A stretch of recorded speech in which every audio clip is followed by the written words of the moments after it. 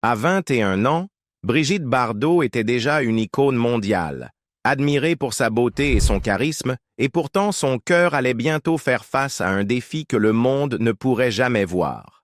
Un été à Paris, un jeune musicien nommé Sacha Distel entra dans sa vie, déclenchant une connexion à la fois exaltante et fragile. Leur rencontre était remplie de musique, de rire et d'intimité éphémère, des moments qui semblaient promettre l'éternité. Mais derrière le charme et les applaudissements du public, la distance, l'ambition et le destin conspiraient silencieusement contre eux. Ce qui avait commencé comme une romance estivale laisserait des cicatrices que ni la célébrité ni le temps ne pourraient effacer. La première rencontre. À l'été 1956, les studios parisiens vibraient du souffle de la créativité. Mais dans une petite salle d'enregistrement, une collision de personnalités était sur le point de se produire. Brigitte Bardot, captivant déjà l'imagination du public grâce à son rôle dans Et Dieu, créa la femme, arriva en retard à une séance d'enregistrement pour la bande originale du film. De l'autre côté de la pièce, Sacha Distel, jeune musicien et producteur en devenir, attendait, son emploi du temps serré et sa patience mise à l'épreuve. La tension fut immédiate. Distel affronta son retard avec des mots tranchants, un bref orage de frustration traversant l'air. Pourtant, sous cette irritation, une étincelle de reconnaissance, d'intrigue mutuelle, prit forme. Cette première rencontre allait au-delà du professionnel. Elle portait le poids fragile de l'attraction, une reconnaissance silencieuse d'une connexion que personne d'eux ne pouvait encore définir. À la fin de la séance, Brigitte, avec son charme naturel et son audace, lança une invitation. Une visite estivale dans sa maison récemment acquise à Saint-Tropez, la Madrague. La suggestion semblait anodine, mais pour Sacha, elle représentait un pont entre la curiosité passagère et quelque chose de plus profond. 2 ans plus tard, en 1958, il se rendit dans le sud, louant un petit studio et entrant dans cette ville méditerranéenne où célébrité et intimité s'entrelacent avec un équilibre délicat. Bardot l'accueillit chaleureusement, comme on salue un vieil ami, et ensemble, ils commencèrent à explorer les rues, les plages et les nuits qui s'étendaient sous le ciel estival. Leur conversation oscillait entre rêves et musique, rires et silences prolongés, porteurs d'une intimité croissante. Leur collaboration déborda bientôt dans la musique elle-même. Bardot enregistra « Sidonie », une chanson reflétant leur passion partagée, tandis que Sacha, encouragé par elle et ses mentors, lança « Scooby-Doo », un morceau qui allait le propulser sur le devant de la scène. Ce fut un été de découverte, à la fois professionnelle et personnelle, et l'intensité de leur connexion semblait irrépressible. Les jours se fondaient dans les nuits alors qu'ils partageaient des moments de tendresse, de taquinerie ludique et de confessions murmurées. Pendant un bref instant, leur monde semblait contenu, privé, et à l'abri des pressions de la célébrité qui dictaient autrement chacun de leurs pas. Pourtant, même au milieu des rires et de l'harmonie, des ombres subsistaient. Distel était parfaitement conscient des limites imposées par la célébrité, par la carrière ascendante de Bardot et par ses propres ambitions. Les mêmes qualités qui les rapprochaient, passion, spontanéité, éclat, laissaient entrevoir une fragilité. Ce qui avait commencé comme un idyllique été portait déjà les graines du conflit inévitable, un présage subtil de chagrin. Pour eux deux, ces premiers jours laisseraient des impressions qui perdureraient bien au-delà des plages de Saint-Tropez, des souvenirs teintés à la fois de joie et de tristesse. L'été, qui aurait pu durer pour toujours. L'été 1958 devint un tournant pour Brigitte Bardot et Sacha Distel. Saint-Tropez, avec ses rues baignées de soleil et ses plages isolées, offrait un fragile sanctuaire face à l'attention incessante du public, mais la pression de la célébrité n'était jamais loin. Leurs journées étaient rythmées par des promenades dans la ville au ton pastel, des rires s'échappant des petits cafés et de longues heures passées à discuter de musique, de vie et de rêves qui semblaient à portée de main.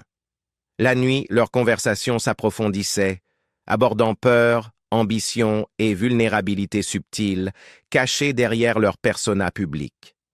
Il y avait cette impression que le monde extérieur ne pourrait jamais comprendre la proximité qu'ils partageaient, ces rares instants où deux âmes semblaient bouger en parfaite harmonie.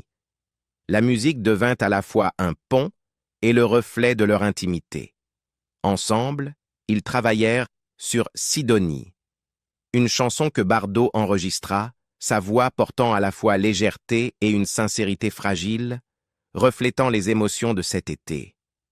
Sacha, inspiré par son encouragement et par la connexion naissante entre eux, lança Scooby-Doo en 1958.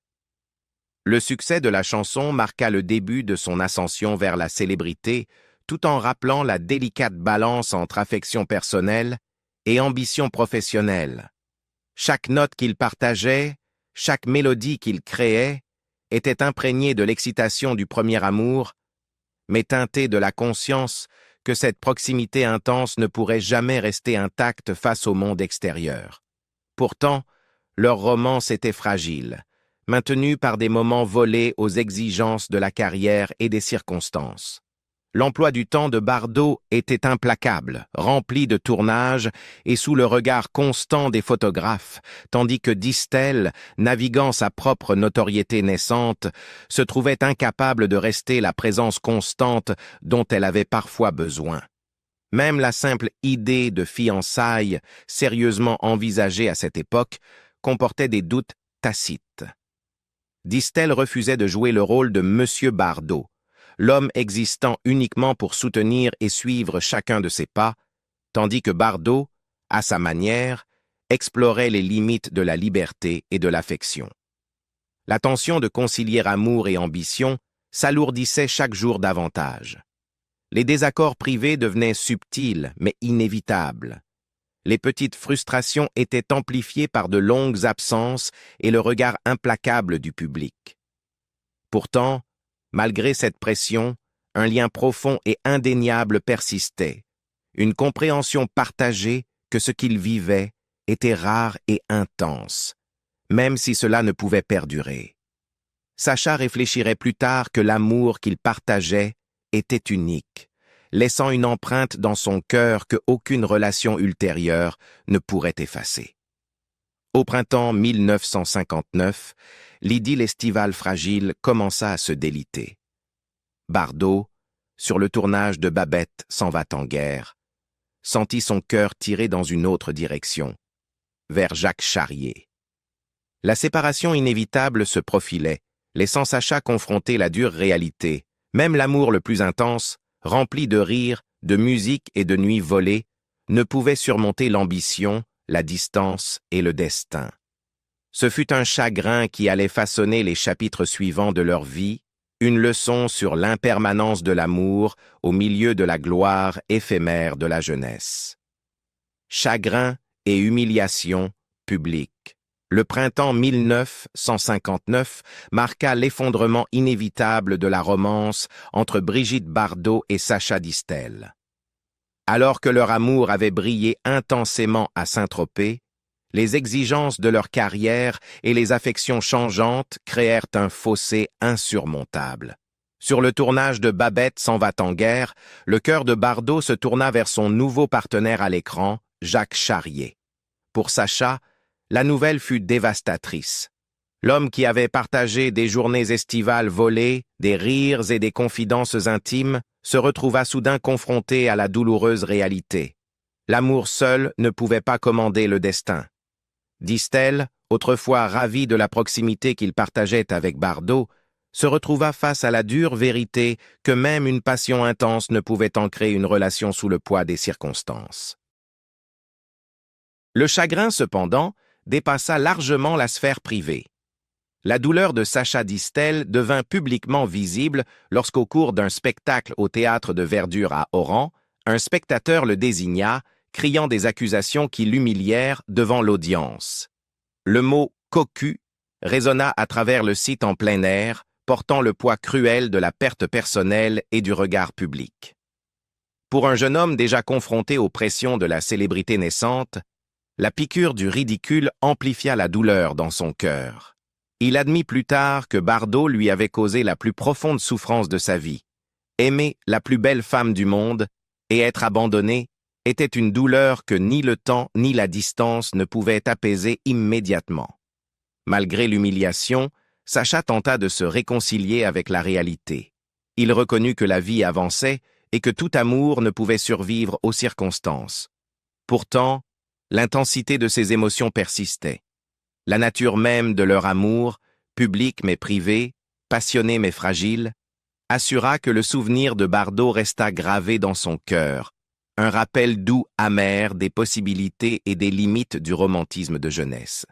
Même lorsque d'autres femmes entrèrent dans sa vie, l'ombre de cet été des rires à Saint-Tropez et de la création musicale partagée demeura. Pour Bardot, la séparation annonçait un nouveau chapitre. Elle épousa Jacques Charrier et devint la mère de son unique fils, Nicolas. Sa vie continua entre célébrité, films et fascination publique, tandis que Sacha devait reconstruire non seulement sa vie personnelle, mais aussi son équilibre émotionnel. Il affronta la difficile tâche de transformer le chagrin en motivation, canalisant la douleur dans sa carrière, sa musique et ses relations ultérieures. Son amour pour Bardot resta une vérité non dite, une douleur privée contrastant avec la perception publique de glamour et de succès. Cette période, bien que brève, chronologiquement, laissa une empreinte permanente sur leur vie. Ce fut un été et un amour qui semblaient destinés, fugaces mais inoubliables, un rappel que même au milieu de la musique, des rires et de la beauté, l'amour pouvait être fragile et le chagrin impitoyable. Pour Sacha Distel, la leçon était claire. L'amour, aussi intense soit-il, ne pouvait jamais échapper entièrement aux pressions des circonstances, de l'ambition et du regard public. Guérison et recherche de stabilité. Après le chagrin causé par Brigitte Bardot, Sacha Distel traversa une période difficile de reconstruction émotionnelle. L'humiliation publique qu'il subit au théâtre de Verdure rappelait vivement combien la douleur personnelle pouvait devenir un spectacle aux yeux de milliers de personnes. Pourtant, au milieu de ce deuil persistant, il apprit progressivement à réconcilier son cœur avec la réalité. L'intensité de cet amour de jeunesse avait laissé des cicatrices, mais elle lui offrait également des leçons sur la résilience, la conscience de soi et l'importance de choisir un partenaire capable de partager à la fois les fardeaux publics et privés de la vie. Distel, romantique mais pragmatique, comprit que l'adoration d'une star comme Bardot venait avec des pressions qu'il n'était pas prêt à supporter indéfiniment. C'est dans ce contexte que Francine Bréau entra dans sa vie. Ancienne championne de ski, Francine apporta une stabilité et une perspective ancrée qui contrastaient fortement avec le tourbillon de célébrité et de passion qu'il avait connu avec Bardot. Leur relation se construisit sur le respect mutuel, la compréhension réciproque et la capacité de naviguer dans la vie publique sans sacrifier l'intimité personnelle. Ils se marièrent en 1963 et la stabilité de leur union permit à Distel de se concentrer non seulement sur l'amour, mais aussi sur sa carrière musicale. Ce mariage, qui durerait plus de 4 décennies jusqu'à sa mort en 2004, devint la pierre angulaire de son bonheur personnel, offrant un contrepoids aux émotions turbulentes de sa jeunesse. Bien que l'intensité de son premier amour avec Bardot demeure dans sa mémoire, Sacha aborda sa nouvelle vie avec un optimisme prudent. Il apprit à équilibrer affection et espace, passion et patience, vie publique et sérénité privée. En tournée à travers le Canada, les États-Unis et l'Europe, il maintint un emploi du temps exigeant tout en préservant sa vie personnelle. La présence de Francine lui offrit un refuge émotionnel, un lieu où il pouvait se remettre des blessures infligées à la fois par le chagrin et par le regard impitoyable du public. La réflexion de Distel sur cette période révèle un homme qui comprit la nature éphémère de certains amours et la force durable d'autres. Il ne chercha jamais à effacer Bardot de ses souvenirs, mais il laissa la douleur se transformer en enseignement, le guidant vers un partenariat qui durerait des décennies. Le contraste entre la romance passionnée et éphémère avec Bardot et l'amour durable et stabilisant avec Francine met en lumière la complexité des relations humaines, surtout sous le feu des projecteurs. À la fin des années 1960, Sacha avait établi non seulement une carrière florissante de chanteur et d'interprète, mais aussi une vie personnelle profondément enracinée. Les leçons de perte, de chagrin et de regard public demeurèrent avec lui, façonnant ses choix, son approche de l'amour et sa compréhension de la confiance et de la complicité. Ce qui avait autrefois été dévastateur devint instructif, le préparant à une vie de stabilité et à l'amour durable qui lui avait échappé dans sa jeunesse. La vie de Brigitte Bardot. Après l'amour. Alors que Sacha Distel trouvait progressivement la stabilité aux côtés de Francine Bréau, la vie de Brigitte Bardot prenait une direction différente, mais tout aussi turbulente. Après que leur romance estivale se soit estompée, Bardot épousa Jacques Charrier, son partenaire à l'écran dans Babette s'en va en guerre, et devint la mère de son unique fils, Nicolas. Le mariage, toutefois, fut de courte durée. En 1963, Bardot et Charrier divorcent, marquant un nouveau chapitre de bouleversements émotionnels dans sa vie publique déjà intense. La célébrité avait toujours été une épée à double tranchant pour Bardot. Elle apportait admiration et opportunité, mais amplifiait également ses épreuves personnelles, faisant même des chagrins privés un sujet de consommation publique. Après son divorce, la vie sentimentale de Bardot se poursuivit sous le regard du monde entier. Des relations médiatisées avec des figures comme Sami Frey, Serge Gainsbourg et Gunther Sachs ponctuèrent sa vie. Chaque liaison teintée à la fois de passion et des défis liés au maintien de l'intimité personnelle sous l'attention constante des médias. L'été bref mais intense, avec Sacha Distel, resta un moment crucial et discret, un premier amour qui façonna sa compréhension de la dévotion, de la liberté et du coût de la célébrité. Dans ses interviews et mémoires, elle reviendra sur ses expériences, reconnaissant l'intensité des émotions tout en soulignant son désir d'indépendance. Un trait qui avait à la fois attiré Sacha vers elle et empêché une union durable. Les choix de Bardot et le parcours de sa vie révèlent l'équilibre délicat qu'elle maintenait entre désir personnel et attente publique. Elle navigua entre les rôles d'actrice, d'amante, de mère et plus tard de militante, portant le souvenir de chaque relation à la fois comme une leçon et une source de force. Sa connexion avec Sacha Distel, bien que fugace, laissa une empreinte indélébile, un rappel de vulnérabilité, de la douleur de l'amour de jeunesse et des défis de la passion sous la célébrité.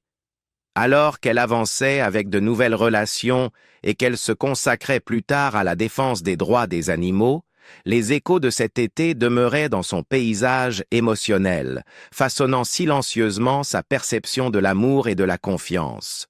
Pendant ce temps, Sacha Distel, conscient de la notoriété et de l'influence persistante de Bardot, conservait à la fois affection et douleur. Leurs chemins divergeaient, mais les expériences partagées, rire, musique, intimité et chagrin, continuaient de résonner pour chacun. C'était un amour dont on se souvenait non pour sa durée mais pour son intensité, le type de lien qui laisse des traces permanentes dans le cœur, même lorsque la vie suit son cours. Pour le public, l'histoire de Bardot et Distel illustre la nature éphémère de certains amours, l'interaction entre ambition personnelle et liens émotionnels, et l'impact durable d'une romance qui, bien que brève, a défini une période formatrice dans leur vie respective. Réflexion et le passage du temps. Des décennies plus tard, Brigitte Bardot et Sacha Distel regarderaient cet été de 1956 avec un mélange de nostalgie, de mélancolie et d'acceptation. Bardot, aujourd'hui dans sa nonantaine, a vécu une vie marquée par une célébrité extraordinaire, des romances éphémères et un engagement envers des causes qui lui sont chères, en particulier la protection des animaux. Dans ses interviews et par le biais de sa fondation, elle a parfois abordé le passé, clarifiant les idées reçues et racontant la vérité sur ses premières histoires d'amour. La connexion avec Sacha Distel, bien que brève, reste un chapitre déterminant de sa vie, un rappel de la passion juvénile et de l'intensité du premier amour, à l'abri des filtres de la célébrité. Même à 91 ans, elle reconnaît la fragilité et la beauté de ces moments, soulignant à quel point ils ont profondément façonné sa compréhension de l'affection, de la perte et des limites personnelles. Pour Sacha Distel, les souvenirs de Bardot persistaient comme un mélange de tendresse et de chagrin privé. L'humiliation publique qu'il subit après leur séparation, combinée au chagrin de perdre la femme qu'il aimait profondément, laissa des marques qui ne pourraient jamais être entièrement effacées. Pourtant, ces années plus tard, avec Francine Bréau, lui apportèrent la stabilité et la compagnie qu'il avait autrefois désirées. Leur mariage durable, qui perdura jusqu'à sa mort en 2004, lui permit de conjuguer la turbulence de la jeunesse avec la sérénité de l'amour mature. Les leçons tirées de Bardot, l'exaltation de la première passion, la douleur de la perte et les complexités de l'amour sous le regard du public devinrent essentielles à son approche de la vie, des relations et de l'art. Bien que leurs chemins se soient définitivement séparés, l'empreinte émotionnelle de leur été commun persista. Pour Bardot, ce fut une expérience formatrice qui informa ses choix, sa résilience et sa capacité à embrasser à la fois liberté et responsabilité. Pour Distel, ce fut un rappel de la vulnérabilité, du coût de la célébrité sur les relations personnelles et de la réalité douce amère d'un amour qui ne pouvait perdurer malgré son intensité. En réfléchissant à ces premières années, tous deux comprirent que certaines connexions, même fugaces, laissent des traces permanentes dans le cœur, influençant la manière dont on traverse le reste de sa vie. Dans le calme de leurs dernières années, l'histoire de Bardot et Distel devient moins une question de scandale public ou de célébrité passagère, et plus une expérience humaine d'amour, de chagrin et de croissance personnelle. C'est un récit de désir et de perte, de passion tempérée par les circonstances et de l'influence durable d'une romance qui, bien qu'elle n'ait duré que quelques années, résonnera tout au long de leur vie. Leur histoire nous rappelle que les amours les plus intenses ne sont pas toujours les plus longs, mais souvent les plus inoubliables. Que pensez-vous? Un amour si intense pourrait-il survivre aux pressions de la célébrité, ou certains chagrins sont-ils simplement faits pour nous façonner? Partagez vos pensées dans les commentaires et n'oubliez pas de liker et de vous abonner pour d'autres histoires d'amour, de perte et de vérité cachées derrière les étoiles.